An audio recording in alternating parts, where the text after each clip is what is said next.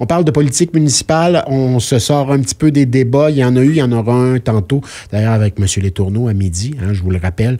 On va parler avec les gens de Greenfield Park. Mais d'abord et avant tout, aujourd'hui, on parle avec des indépendants. On va le faire dans les prochains jours. On va le faire également avec des candidates qui vivent l'expérience pour une première fois aussi dans des partis politiques qu'on connaît, là, donc qui ont rejoint des équipes. On veut parler à ces gens-là. D'abord, aujourd'hui, un premier candidat indépendant, il s'appelle Nicolas Brosseau. Bonjour, Nicolas. Bonjour. Donc, vous vous présentez, Nicolas, dans Croydon, en fait. Croydon-Iberville, On le dit à l'anglaise. Ouais, Croydon-Iberville. ouais. Donc, qui est un nouveau district ici à Longueuil. Oui. Expliquez-nous, c'est quoi exactement Croydon-Iberville? Bien, en fait, dans le fond, c'est un redécoupage, si on veut. On a réduit la taille qui était le district Iberville avant pour réduire, dans le fond, mieux répartir la taille de la population dans les différents districts.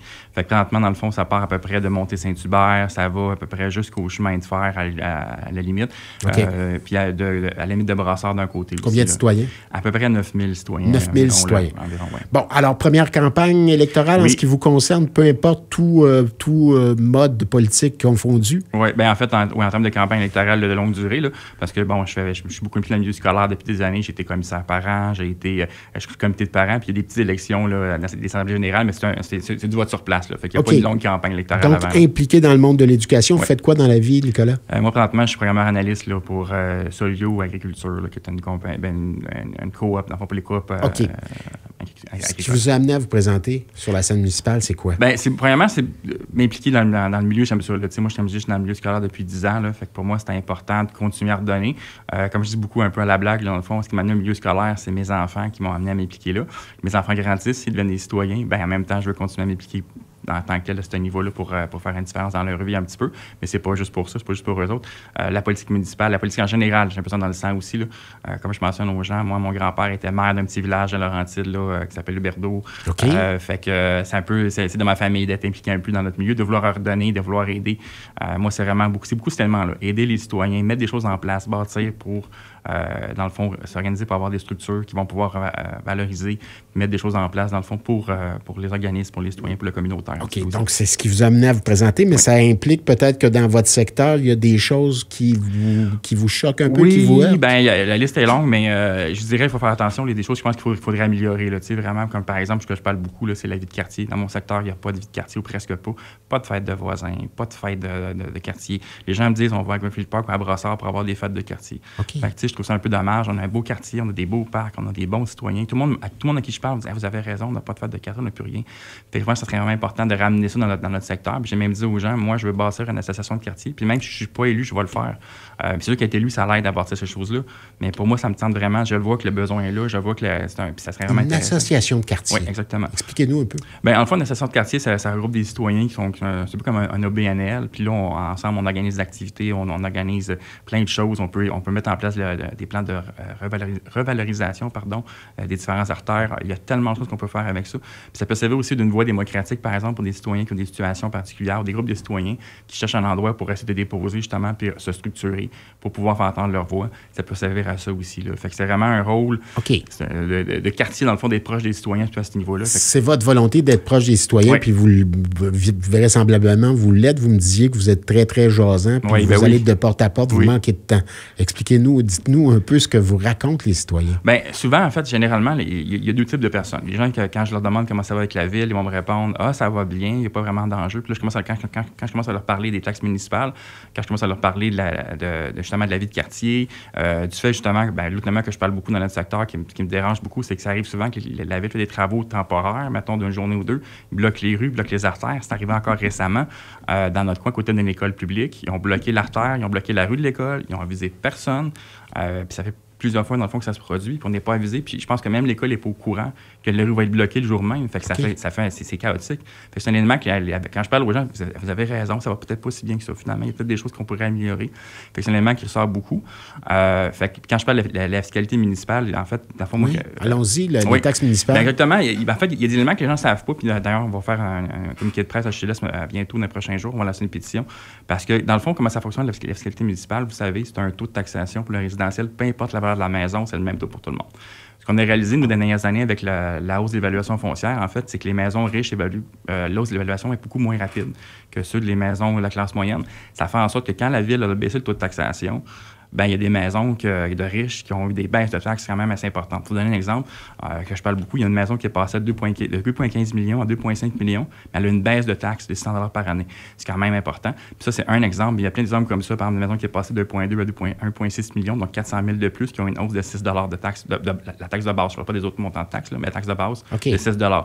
Fait que nous, on ne trouve pas ça équitable. Puis pour vous donner un exemple, en fait, au niveau des immeubles industriels et commerciaux au Québec, on peut créer 2 taux de taxation pour les bâtiments en fonction de la valeur.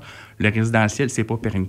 Fait que vraiment, moi, c'est quelque chose que je voudrais changer, de dire, ben ça prend ça. C'est pas une décision de la ville, c'est une décision du gouvernement provincial, mais ça reste qu'il faut que ça change parce que présentement, on sait. C'est un combat que vous mèneriez si exactement, vous étiez élu. Tout à fait. Puis je vais commencer dès maintenant de l'amener ce combat-là. Élu ou pas. Élu ou pas, parce que je pense qu'il faut que ça change. Ça n'a pas de bon sens quand on regarde justement que la ville a besoin d'argent, puis le poids du fardeau fiscal de la ville va se ramasser de plus en plus sur la classe moyenne des prochaines années parce qu'ils vont falloir qu'ils réduisent encore le taux de taxation probablement avec la prochaine hausse qui s'en vient par rapport à l'évaluation. Fait que ça fait en sorte qu'en faisant ça, on va se ramasser avec la même situation, parce que les riches vont payer moins cher de taxes, puis les pauvres, la classe moyenne va en payer plus. Vous avez quel âge? Moi, j'ai 47 ans. 47 ans. Ouais. Donc, vous ne les faites pas. Vous faites plus jeune. Ah, merci. Ça veut dire quoi, ça, se présenter à une élection comme ça, monétairement? Ça veut dire quoi pour le travail également? Est-ce que vous prenez une pause? Comment oui. Puis ça veut dire quoi? Combien ça vous a coûté jusqu'à présent? Mon Dieu, c'est une bonne question. Je n'ai pas fait le calcul. Il y a des frais en termes de, j'arrête de travailler pendant un certain temps. En effet, d'ailleurs, c'est ça que je ne savais pas quand je me suis marqué là-dedans. La loi permet de prendre un congé sans solde quand on se prend en élection municipale. Fait que ça, j'en profite. J'ai un entente avec mon employeur à ce sujet-là. Mais si je calcule en termes de temps que j'ai mis facilement 5 à 10 000 que je vais mettre en termes d'argent. 5 à 10 000. Ça, facilement en termes de temps que je ne travaille pas. Mais évidemment, les montants que je peux me donner à moi-même sont limités par la loi, là, mais ça reste que c'est quand même beaucoup de temps. Et la loi vous permet quoi? Bien, la loi nous permet, dans le fond, de nous faire un don nous-mêmes de jusqu'à 1 000 $. Okay. On peut se prêter de l'argent, mais il faut se le rembourser. Puis si on ne se le rembourse pas, il y a des conséquences légales à ce niveau-là. Okay. Vous avez une équipe à vos côtés? J'ai une petite équipe de mon côté, à peu près 5 à 10 bénévoles là, qui m'aident avec différents dépliants, du porte-à-porte, avec différentes choses. Qui habitent le secteur? Qui habitent pas tous le secteur. Il y en a qui habitent à travers Longueuil en général. C'est des parents beaucoup que je connais là, qui m'aident, évidemment. Là, c'est juste du milieu des parents. Fait que c'est des gens là, qui m'aident avec mes dépliants. Des comités de parents, donc logique, on va aller aider Nicolas. Exactement, c'est ça. Fait que c'est un peu ces gens-là qui m'aident avec un paquet de choses aussi. Là. Ils font mes communiqués de presse, ils m'aident avec mes dépliants, mes pages Facebook, puis tout ça. Fait qu'on travaille ensemble là-dessus. Là, puis c'est une belle équipe. Là, que je les remercie d'ailleurs de toute leur aide. Voilà. Vous pensez quoi, l'équipe en place présentement? Reprocher est un grand mot, mais une des raisons pour lesquelles vous présentez, pour pouvoir dire, j'ai quelque chose d'autre à dire. Exactement. Je pense qu'il y a un peu de manque d'expérience. Je pense qu'il y a un peu de manque de rigueur. Comme je dis, moi, ça fait 10 ans dans le système public. Puis, tu sais, ce qui me décourage un peu, j'entends beaucoup les gens venir dire, les conseillers municipaux n'ont pas tant de pouvoir que ça. Je suis pas d'accord avec ça. Je pense que le premier pouvoir d'un conseiller municipal, c'est dans son district qui est là. C'est un rôle de leader qu'il doit jouer. Tu sais, fait que moi, ce que j'ai beaucoup remarqué, là, c'est qu'on dirait que ce rôle de leader-là, c'est pas tous les conseillers qui jouent. Moi, vraiment, je veux jouer dans mon district, que je sois, même si c'est pour ça que je suis comme un indépendant, parce que je ne veux pas souvenir le parti, je veux être là pour mes citoyens. Puis ça, pour moi, c'est vraiment important. Fait qu'à ce niveau-là, les gens partant, je pense qu'il faut faire attention dans le discours de dire les conseillers municipaux n'ont pas tant de pouvoir que ça. C'est pas vrai. Il y en a, je pense, à mon avis. Mais le premier pouvoir, c'est d'être là pour les citoyens de leur district. Il y a beaucoup de gens aujourd'hui en ce moment qui me parlent, qui me disent j'ai pas l'impression que mon conseiller me représente bien. Quand j'ai une préoccupation, quand j'ai une situation, il vient défendre la ville, il vient pas défendre mon point de vue. C'est qui le conseiller actuellement? On sait que c'est un nouveau district qui sera défini, c'était Iberville. Iberville demeure, mais il y a Croydon-Iberville aussi. Exactement, c'est ça. Fait que présentement, dans le fond, c'est M. Alvaro Cuato qui est conseiller municipal dans notre district. Fait que c'est ça. Fait que les gens, quand ils parlent avec lui, souvent, ils n'ont pas l'impression qu'il va être là pour défendre leur point de vue. Il va être là pour défendre le point de vue de la ville. Fait qu'ils ne se sentent pas toujours écoutés. Puis il y a beaucoup de situations où les gens chantent justement, qui se font imposer des choses sans avoir été informés à l'avance. Quand je parlais tout à l'heure au niveau des travaux publics, quand ça arrive, quand ils bloquent les rues, on n'est pas avisé à l'avance. Puis là, présentement, même en ce moment, il y a des citoyens qui ont réalisé ce matin que la ville va planter des arbres sur leur terrain, entre guillemets, c'est ça, dans la piste publique. Ils ont le droit de le faire. Ils n'ont jamais été informés à l'avance, ils n'ont jamais été avisés, on ne leur a pas demandé leur avis, on va juste le faire. Fait que, tu sais, c'est des choses comme ça que les gens parlent, sont comme... Mais vous seriez dans l'opposition, là. Qu'est-ce que vous feriez de différent? Vous vous excuseriez auprès des gens, vous iriez brandir le poing d'un conseil de ville, mais au final, tout se ferait quand même, puis vous réagiriez seulement? En fait, ce qu'il faut faire, je pense, c'est proposer des façons de faire différentes, d'arriver avec des idées, des propositions, puis je pense que souvent... Être proactif. Être proactif, exactement ça. Puis, tu sais, l'idée en arrière, je pense que n'importe quel parti qui est au pouvoir, quand la population dit non, ce changement-là, on veut l'avoir, comme M. Bourassa propose, c'est intéressant, moi, c'est ça que je veux faire. Je connais la formule dans le milieu des parents, justement, pour vous dire que en tant que parent, les gens pensent qu'on n'a pas tant de pouvoir que ça, mais ça fait 10 ans que je suis au comité de parents, puis je peux vous dire qu'on en a du pouvoir. Mais il faut travailler dans le bon sens pour arriver à faire changer des choses. Moi, quand j'étais au comité de parents, il y a 10 ans, là, on a mis en place un paquet de choses. Maintenant, on a des soupers plénières parce qu'on peut échanger entre nous. On fait des mentions d'honneur aux enseignants. On travaille au niveau, justement, d'organiser. Et c'est vous qui avez amené ça? Bien, c'est des idées que je travaille avec. Je vais faire attention, je ne veux pas prendre le crédit, mais j'ai travaillé avec des équipes là-dessus, à ce niveau-là, très fort, avec plein de gens. Mais je participe à ces idées-là. J'ai un rôle très actif là-dedans. Là. Je ne peux pas dire que j'ai pas eu un rôle actif du tout. J'ai eu un rôle très actif. Mais je ne peux pas mentir non plus que c'est un travail d'équipe. Je n'ai pas été tout seul. On a lancé aussi une page Facebook du comité de parents. Ça a l'air niaiseux d'une page Facebook comme ça, mais à l'époque, la commission scolaire n'était pas trop d'accord qu'on fait ça.